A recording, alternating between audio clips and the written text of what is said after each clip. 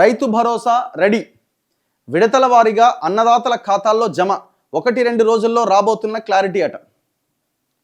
So Rythu Bharosa పైసలట ready అవుతున్నాయట. 9,000 కోట్లు విడతల వారీగా అన్నదాతల ఖాతాల్లో జమ కాబోతున్నాయట. 1 లేదా 2 రోజుల్లో క్లారిటీ వస్తుందట. ఇంకెన్ని రోజులన్నా ఆయన నెల 2 నెలలు లేట్ అయిపోయింది. ఇప్పటికే రైతులు వెయిట్ చేస్తున్నారు. ఇప్పుడు ఏమో ఎలక్షన్ల నుండి ఇప్పటికి ఎంత కష్టమైనా పడిపోయేవి అకౌంట్లో, కానీ ఎలక్షన్స్ లేవు కదా.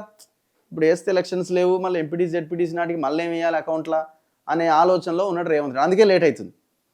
యాసంగి రైతు భరోసా నిధుల కోసం ఎదురు చూస్తున్న అన్నదాతల నిరీక్షణకు త్వరలో తెరపడబోతున్నది. అయితే అందరికీ ఒకేసారి కాకుండా విడతల వారీగా రైతుల ఖాతాల్లో డబ్బులు జమ చేసేందుకు సర్కార్ సిద్ధమవుతున్నట్టు సమాచారం. నిధుల విడుదలకు సంబంధించి సర్కారు సూత్రప్రాయంగా ముహూర్తం ఖరారు చేసినట్టుగా తెలిసింది. దీనిపై 1 లేదా 2 రోజుల్లో క్లారిటీ వస్తుందట. రాష్ట్ర రైతాంగం ఎప్పుడెప్పుడు అని ఎదురు చూస్తున్న యాసంగి రైతు భరోసా నిధులను త్వరలోనే విడుదల చేయాలని ప్రభుత్వం భావిస్తున్నట్టు తెలిసింది. నిధుల సమీకరణ సాధ్యాసాధ్యాలు పరిశీలించాలని ఆర్థిక శాఖ అధికారులను సీఎం రేవంత్ రెడ్డి ఆదేశించినట.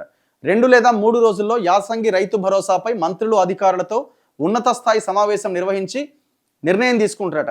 ప్రతి నెల 10వ తేదీ తర్వాత కాంట్రాక్టర్ల బిల్లుల చెల్లింపులు జరిగేవి. కానీ ప్రస్తుతం ఎలాంటి బిల్స్ రిలీజ్ చేయొద్దని ఆర్థిక శాఖను సీఎం ఆదేశించడంతో ఆగిపోయినాయట. దీంతో ఆ నిధులను రైతు భరోసాకు మళ్లించాలని ప్రభుత్వం భావిస్తున్నదట. ఇప్పుడు ఇది ఏకపోతే కుదరటట్లేదు. ఇప్పుడు వేస్తాడు కదా, ఖచ్చితంగా ఎప్పుడో పడే అవకాశం ఉంది. అయితే ఏమంటున్నట, మున్సిపల్ ఎన్నికల ప్రచారం సందర్భంగా పోలింగ్ ముగిసిన తర్వాత యాసంగి రైతు భరోసా నిధులు విడుదల చేస్తామని ప్రకటించాడు రేవంత్ రెడ్డి. అయితే ఎన్నికల ప్రక్రియ ముగిసి సుమారు 1 నెల రోజులు అయిపోయింది. దీంతో సాధ్యమైనంత త్వరలో ఈ భరోసా నిధులను రైతుల అకౌంట్లో జమ చేయాలని ముఖ్యమంత్రి భావిస్తున్నారు. ఆ మేరకు ఆర్థిక శాఖ అధికారులను నిధుల సమీకరణపై దృష్టి పెట్టాలని ఆదేశించారు. ఈ నెల 31తో ప్రస్తుత ఆర్థిక సంవత్సరం ముగుస్తున్నది. రైతులందరికీ ఒకేసారి నిధులు ఇవ్వడం కుదరదు.